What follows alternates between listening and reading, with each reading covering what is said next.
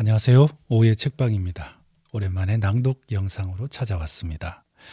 오늘 낭독해 드릴 책은 폴커 키츠의 당신에게 끝까지 다정하기로 했다 라는 제목입니다. 저자 폴커 키츠는 마음의 법칙이라는 책으로 한국에서 소개됐고요. 이 책은 아마존 심리학 분야에서 60주 연속 1위를 기록했다고 합니다. 이 책을 소개받을 때쯤에 저희 대학교 선배님과 우연히 통화를 하게 됐어요. 그때 이제 일상을 어떻게 보내고 있는지 안부를 묻다가 아버지께서 몸이 편찮다라는 이야기를 전해 들었습니다. 저희 나이대가 그런 시기예요. 아버지 어머니께서 건강을 조금씩 잃어가는 경우가 참 많습니다. 저 또한 마찬가지고요. 그래서 출판사에서 책을 몇 권 보내주셨는데 그 중에 한 권을 선배에게 선물로 보내드리고 이 책을 저도 읽기 시작했습니다. 당신에게 끝까지 다정하기로 했다는 치매에 걸린 아버지를 돌보며 부모의 노화와 상실을 정면으로 마주한 기록입니다. 교통사고로 어머니를 먼저 떠나보낸 뒤에 점차 기억을 잃어가는 아버지를 곁에서 지켜보며 저자는 돌봄이라는 무거운 책임 앞에 섰습니다.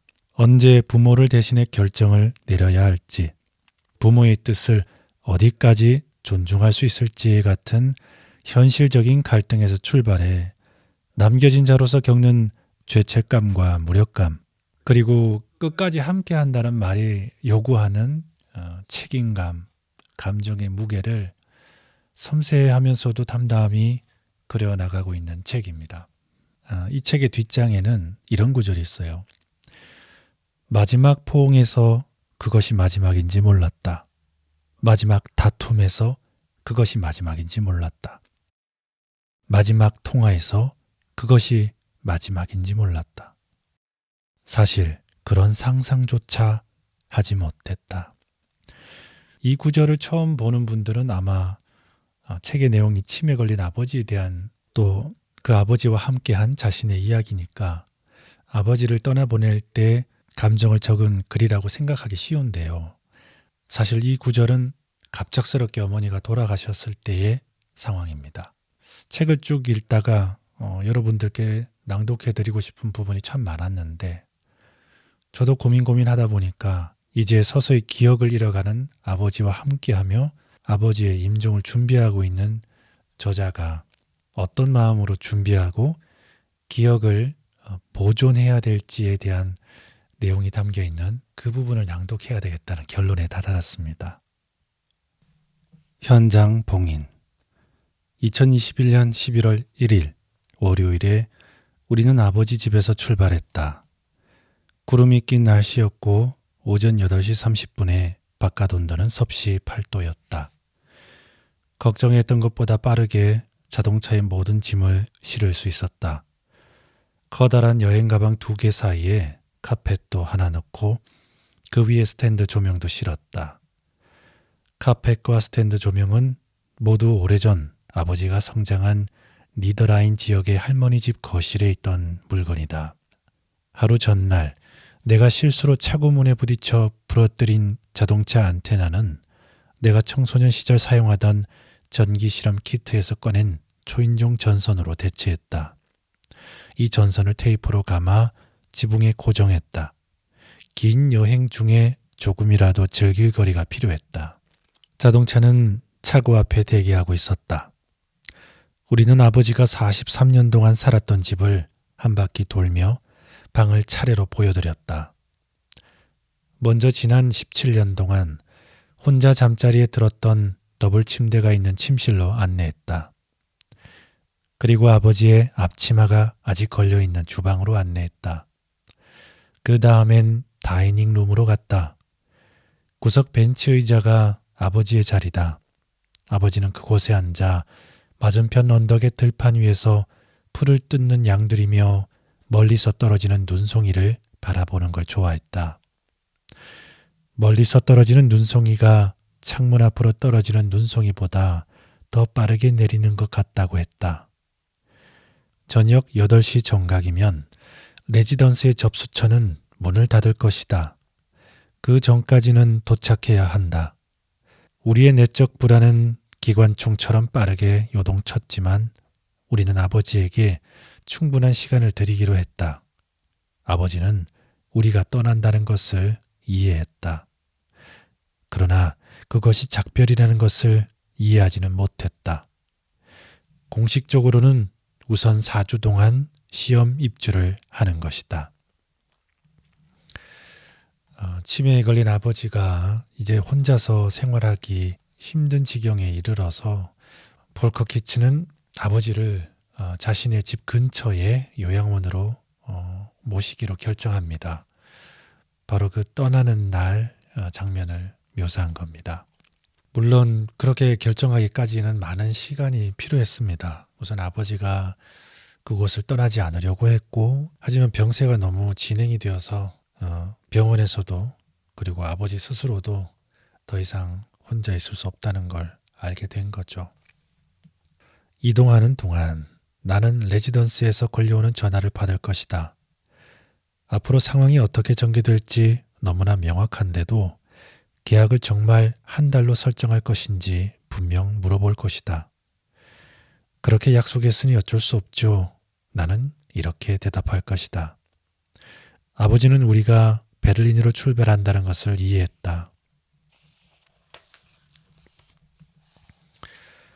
하지만 그것이 차를 타고 온종일 달려가야 하는 먼 거리라는 사실은 이해하지 못했다.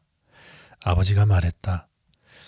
만약 내가 뭘 잊어버렸다면 언제든 돌아와서 다시 가져가면 돼. 마침내 우리는 거실에 섰다. 아버지는 외투를 걸치고 신발을 신고 목도리를 걸친 모습이다. 방 한가운데서 아버지가 천천히 시선을 움직인다.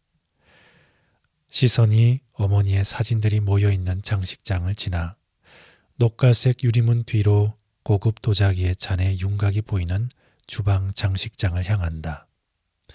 부모님이 결혼식 선물로 받았지만 한 번도 사용하지 않은 것이다. 그리고 당신이 종종 연주했던 피아노 건반을 지나 오랜 세월을 살아남은 부부 공동 유언장을 비롯해 각종 문서가 보관되어 있는 벽장을 지나 소파를 바라본다. 그 자리에는 한때 소파 침대가 있었는데 우리 어머니의 어머니, 즉 외할머니가 위층에 살던 시절 부모님은 우리에게 방을 내주고 매일 저녁 그 소파를 펼쳐 침대로 사용하곤 했다. 그리고 나는 잠들지 못할 때 그런 일이 꽤 자주 있었는데 살짝 열려있는 거실방 문 앞에 몸을 기대고 선 채 조용히 어둠 속 소리에 귀를 기울이며 기다렸다. 아버지가 들어와라 라고 말하며 따뜻하게 데워진 어머니의 옆자리를 내게 양보한 다음 내 침대로 갈 때까지. 아버지가 잠시 가만히 멈춘다. 문득 6살 난 조카가 말한다. 할아버지, 이제 다시는 여기로 돌아올 수 없는 거야?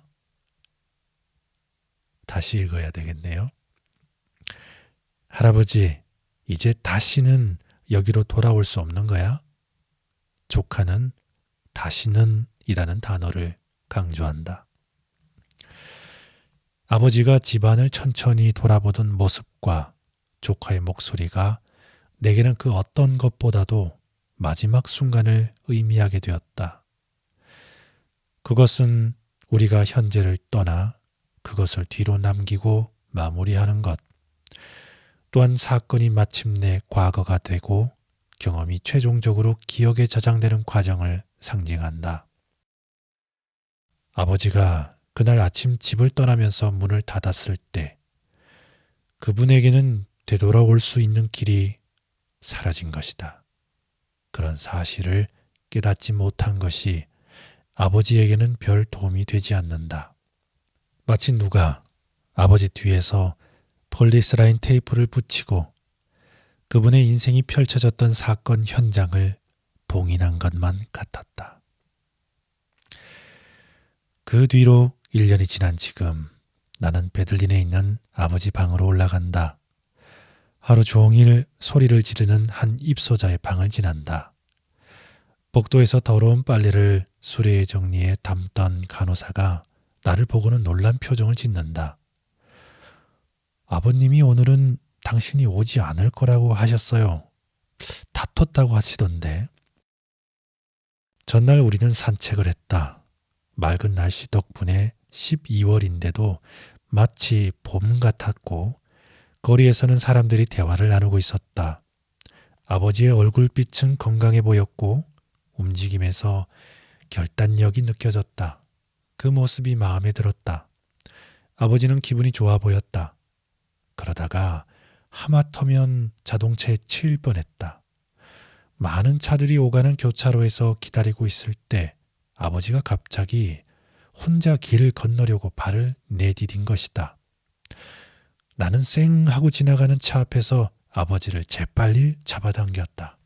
하마터면 우리는 차 바퀴 아래에 깔릴 뻔했다. 나는 빨간 신호등을 가리키며 아버지에게 소리쳤다. 그렇게 종종 인내심을 잃는 날이 있다.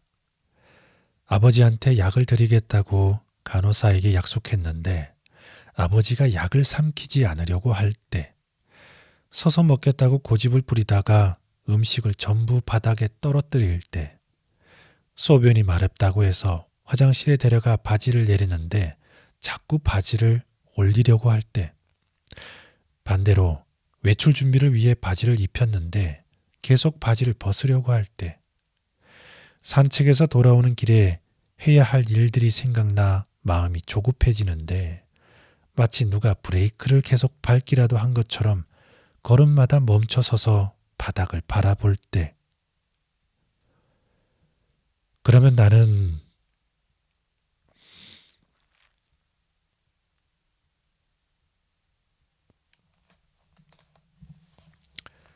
화가 나서 소리친다.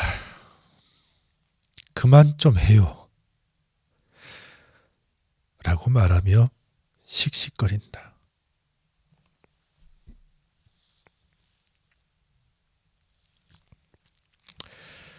아유, 참 묘합니다. 제가 이 책을 읽을 때는 한 번도 운 적이 없어요. 근데 이게 낭독을 하면 이게 좀 다른가 봐요. 자꾸 감정이입이 되고, 앞에서 말씀드렸다시피 저도 제 아버지가 생각나는 거죠.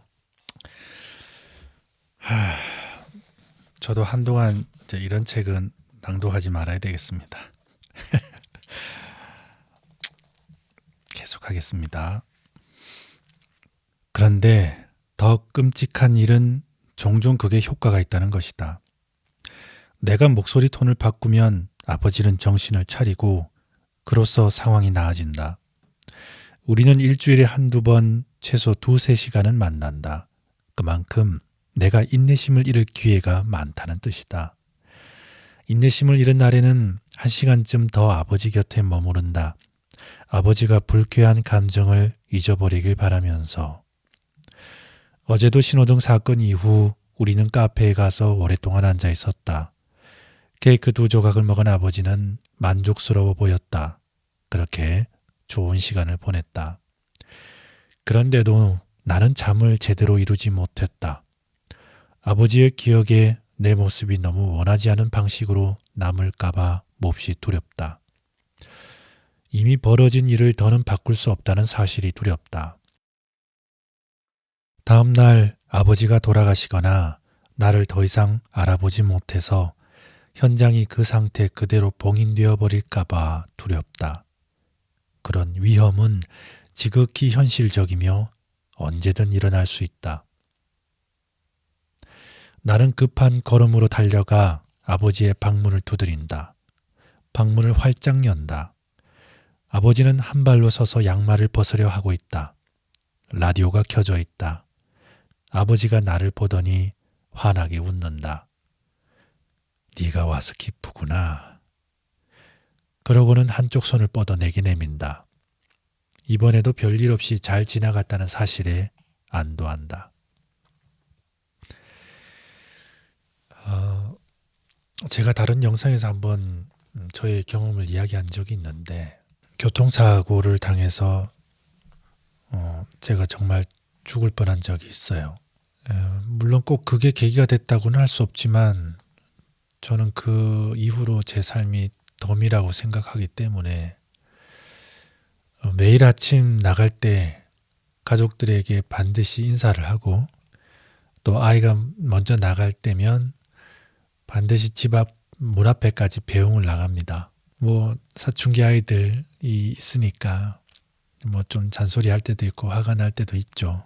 그래도 잘 때나 아침에 출근할 때는 이제 안아주거나 배웅을 나가거나 손을 흔들거나 좋은 모습으로 헤어지려고 해요. 가족은 집에서는 함께 있지만 학교를 가고 직장을 가고 출근을 하는 그 순간 다른 세계로 들어갑니다. 매 순간 하루하루 사실은 우리는 이별을 연습하는 거죠.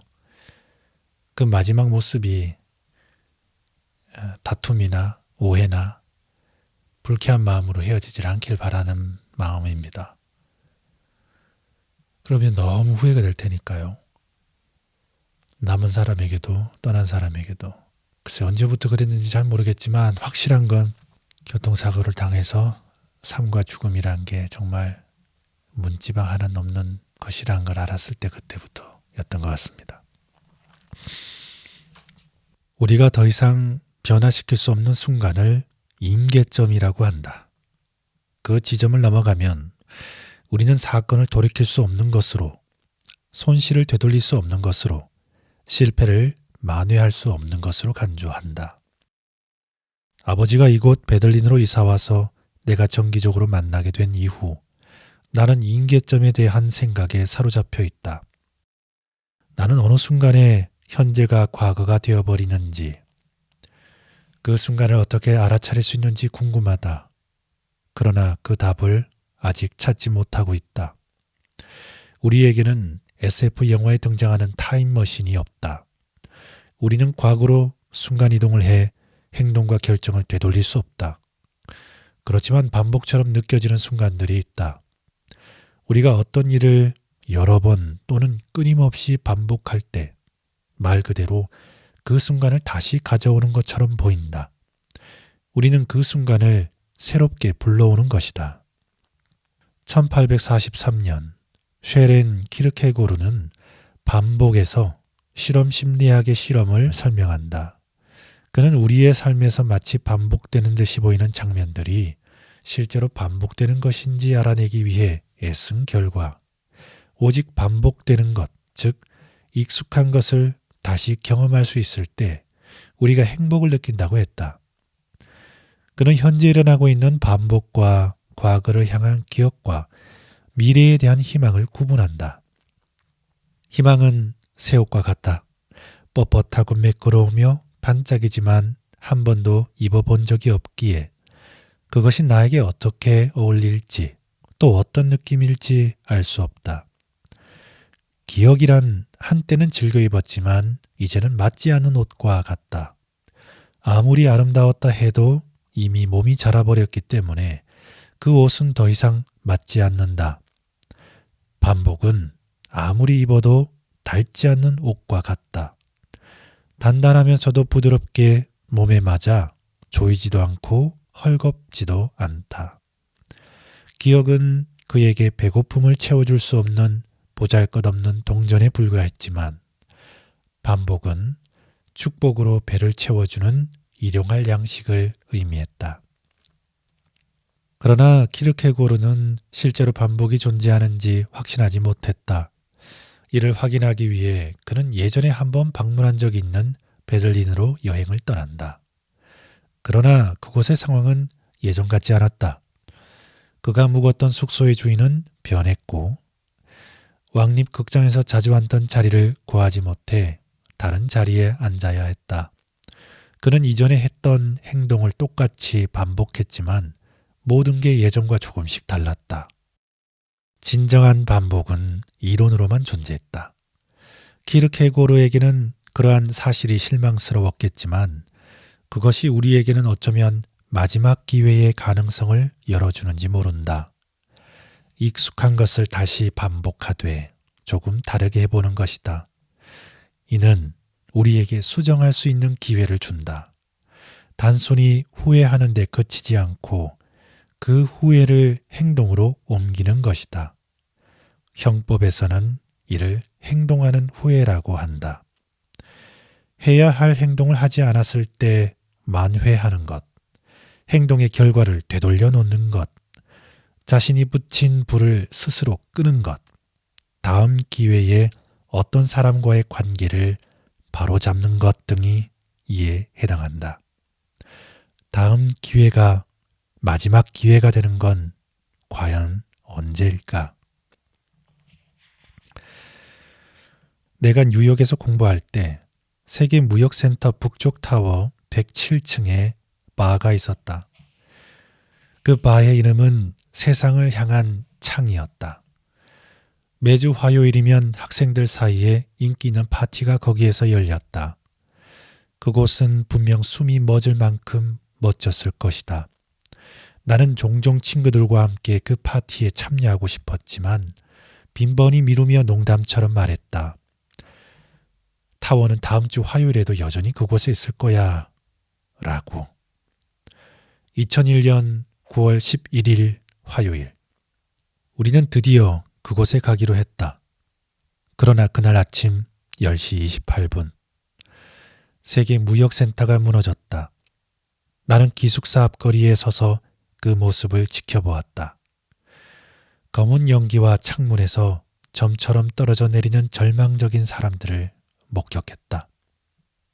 한 학년이 끝난 2002년 5월, 당시 뉴욕 대학교 법학부 학장인 존 섹스턴이 연설을 했다.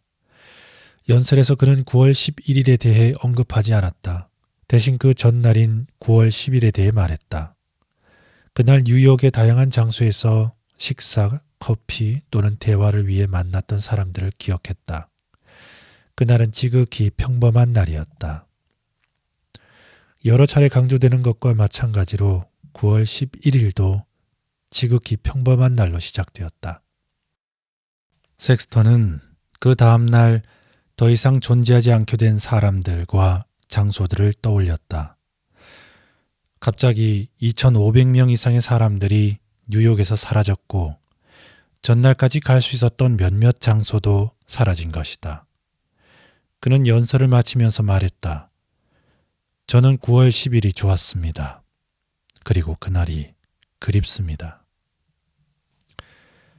그 뒤로 약 2년 반이 지나 내 어머니가 갑자기 돌아가셨을 때 친구들, 심지어 별로 친하지 않은 지인들까지 나에게 그들이 받은 충격을 전했다. 그들은 내 어머니의 갑작스러운 죽음보다 자신의 어머니가 한순간에 사라질 수 있다는 생각에 더욱 놀란 것 같았다. 그들은 자기 어머니와 아직 해결하고 정리하고 바로 잡아야 할 일이 많다고 했다. 그러나 나에겐 이제 그것이 불가능해졌다며 안타까워했다. 어머니와의 마지막 포옹에서 그것이 마지막인지 몰랐다. 어머니와의 마지막 다툼에서 그것이 마지막인지 몰랐다. 어머니와의 마지막 통화에서 그것이 마지막인지 몰랐다. 그것이 마지막인지 몰랐을 뿐 아니라 그런 상상조차 하지 못했다. 어머니는 건강하고 강하게 삶을 살아왔고 세상에서 가장 조심스러운 운전자 중 한 명이었기 때문이다. 어머니가 돌아가신 뒤 이전에는 언제든지 반복될 수 있을 것 같던 일들이 마지막이라는 색채를 띠게 되었다. 마지막 순간들은 회상을 통해서야 비로소 알게 되며 우리는 그것을 기억 속에서 인식하게 된다. 소중하고 아픈 감정을 일으키는 그 순간들을 보물처럼 곤란해 보존한다. 현장은 봉인되었고 되돌아갈 수 없으며 나는 아무것도 바꿀 수 없다. 사회학자 야노슈 쇼비는 습관이 우리에게 무한에 대한 허구를 제공한다고 말한다. 이 허구는 죽음에 대한 인간의 두려움을 억제하는 데 도움을 준다. 일상의 루틴, 거듭되는 비슷한 패턴, 그리고 같은 사람들과의 규칙적인 만남은 우리의 행동을 무한히 수정할 수 있을 것 같은 착각을 불러일으킨다. 알프레트 쉬츠도 비슷하게 말한다. 우리의 사고와 행동은 근본적인 염려, 즉 덧없음과 유한함에 대한 인식에 따라 좌우된다. 즉 나는 내가 죽을 것을 알고 있으며 그것이 두렵다는 것이다. 그러나 우리는 그런 생각을 떨쳐내고 미래에 대한 생각을 단순화함으로써 모든 게 변함없이 계속 이어지리라는 믿음을 품고 삶을 살아간다. 쉬츠는 이를 계속해서와 언제든 다시라는 생각의 이상화라고 말한다. 그러나 모든 사건 현장은 언젠가 봉인된다. 그것은 우리가 안고 살아가며 죽음까지 함께하는 삶 전체를 구성하는 일부가 된다. 어쩌면 나는 마지막 순간이 어떻게 다가오는지를 이미 2번이나 매우 인상 깊게 경험했기 때문에 내가 그런 순간에 충분히 주의를 기울이고 있는지 자주 묻게 되는 듯하다. 마지막 순간은 알아차리기 어려울 때가 많다. 첫 순간은 언제나 명확하다. 하지만 마지막 순간은 그렇지 않다. 가끔은 이별이나 끝이 다가온다는 게 분명히 느껴질 때가 있다. 그리고 한번 돌아서고 나면 다시 돌아갈 수 없다는 것도 분명해진다. 때로는 이별이나 마지막 순간을 짐작조차 할 수 없다. 우리는 안전하다고 느낀다. 내가 뉴욕에 대해 그리고 어머니에 대해 그렇게 느꼈던 것처럼. 또한 마지막이 될 수 있겠다는 느낌이 묘하게 섞인 경우도 있다. 어린 시절 조부모님 생신에 초대받았을 때 그랬다. 그리고 이제는 아버지와의 모든 만남, 모든 스킨십, 모든 시선, 주고받은 모든 말과 하지 못한 말이 그렇다. 신호등 사건 다음 날 아버지는 약 반 시간 동안 나를 동생으로 착각했다. 아버지는 침대에 앉아있고 나는 맞은편 의자에 앉아있었다. 아버지는 나를 동생으로 생각하고 말한다. 내가 아버지에게 화를 냈다고, 또한 분명 자신이 뭘 잘못한 것 같다고. 아버지에게 화를 낸 것이 미안하다. 그리고 아버지가 나를 동생 이름으로 부르는 것이 불편하다. 아버지가 나를 더 이상 알아보지 못하는 순간이 어떨지 상상해 보려고 한다. 사회복지사 카타리나 레인슈는 치매 환자의 가족에게 환자가 그들을 더는 알아보지 못하게 된 경험에 대해 물었다. 모두 그 순간을 중요한 전환점으로 묘사한다. 그리고 많은 사람이 그 순간 그들을 돌봐야 한다는 의무감이 사라졌다고 말한다. 한편으로는 함께한 역사, 공유한 현실, 소속감의 토대가 사라지는 것이다. 다른 한편으로 가족 구성원은 이제 자신이 대체 가능한 존재가 되었다고 느낀다. 또 어떤 이들은 부모가 자신을 더 이상 알아보지 못하는 것을 서운하게 느끼기도 한다. 그러나 더 이상 알아보지 못하는 과정이 정확히 어떻게 일어나는지에 관한 세부 내용은 어디에서도 찾아볼 수 없다. 그런 일은 어느 날 갑자기 일어나는 건가? 저녁에는 아들이었는데 이튿날에는 갑자기 모르는 사람이 되는 건가? 아니면 서서히 진행되는 건가? 아버지가 가끔 나를 동생 이름으로 부를 때 걱정해야 될까? 아니면 그것은 아직 좋은 징후일까? 무엇을 주의해야 하고 무엇을 기대해도 되는 걸까? 나는 그 대답을 알지 못하며 그래서 불안하다. 이 책을 쓰기 전 나는 아버지와 이 작업에 관한 이야기를 나눴다. 우리는 아버지의 방 테이블 앞에 함께 앉아 있었고 커튼은 활짝 열어둔 상태였다. 기억과 가족에 관한 책을 쓰고 싶어요 라고 내가 말했다. 그리고 아빠에 관해서.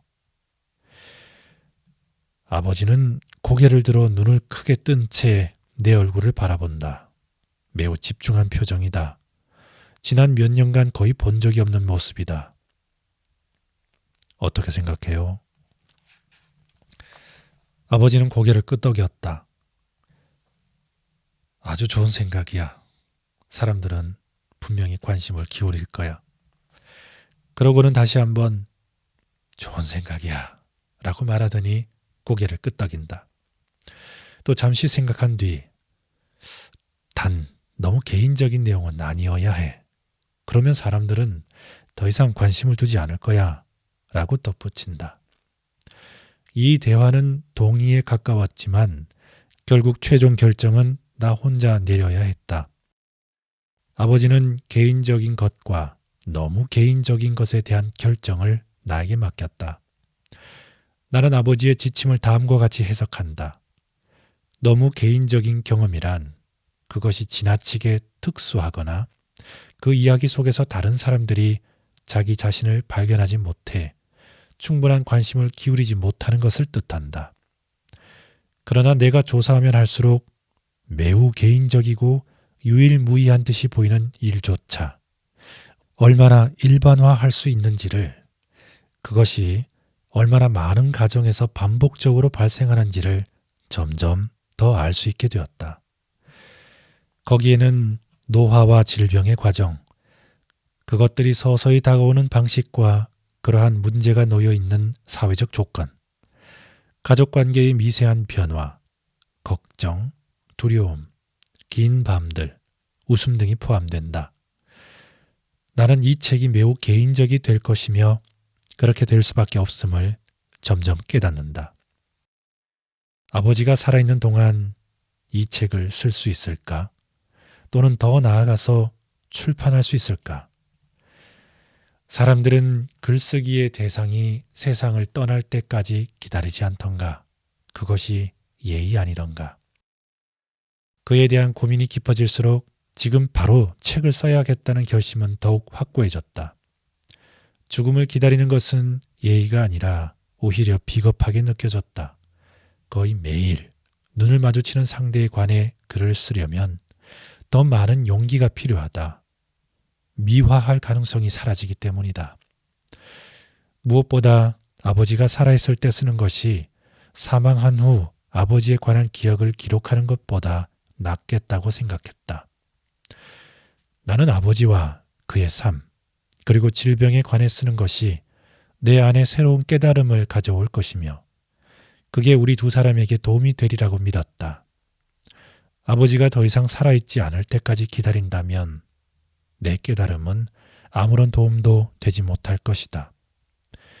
그랬다면 나는 감당하기 힘든 짐을 짊어진 채 아버지의 무덤 앞에 서 있게 될 것이다. 미래를 망친다는 표현이 있다. 그런데 나는 과거도 망칠 수 있다고 생각한다. 현재가 과거가 될 때 권력의 변화가 발생한다. 현재에 대해서는 우리가 어느 정도의 권한이 있다. 비록 그 효과가 제한적이라고 할지라도 우리는 몇 가지 일에 영향을 미칠 수 있다. 그러나 현재가 과거가 되는 순간 그것은 우리의 영향력에서 벗어난다. 그렇게 되면 오히려 과거가 우리를 지배한다. 때때로 이런 생각이 너무 힘들 때 나는 학창시절 종교 과목 선생님을 떠올린다. 그는 현실을 시야에서 놓치지 않으려고 노력했다.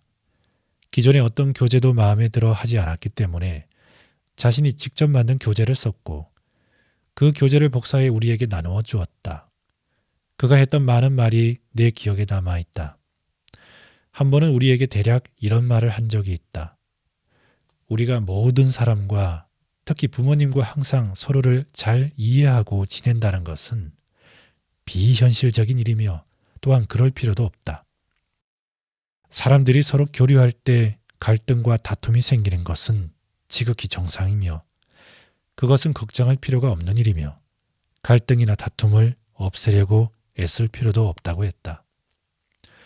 키르케고르도 이렇게 말한다.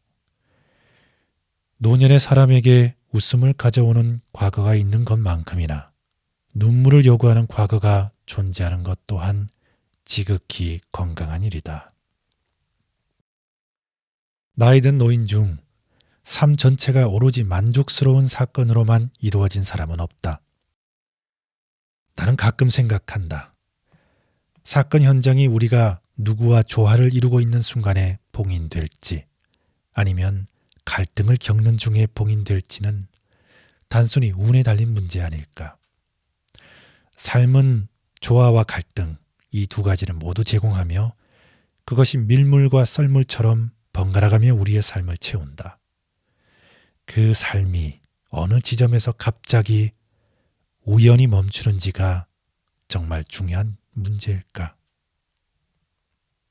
베들린에 도착한 지 445일째가 되는 날, 폴커 키츠의 아버지는 임종을 하십니다. 무거운 이야기는 잠시 내려놓고요. 윤진희 님께서 번역을 하셨습니다. 폴커 키츠의 글을 읽어보시면 매우 세련되고 매우 인문학적이고 품격이 있습니다. 윤진희 님께서 번역을 하시는 과정에서 많은 애를 써주셨겠지만 기본적으로 폴커 키츠라는 분이 글을 참 잘 쓰는 분이라는 생각을 이 책을 읽으면서 하게 됩니다. 이 책의 부제는 돌봄과 상실, 부모의 나이 들매에 관하여인데요. 한 단어를 덧붙이면 기억에 관하여라는 부제를 덧붙여도 될 것 같아요.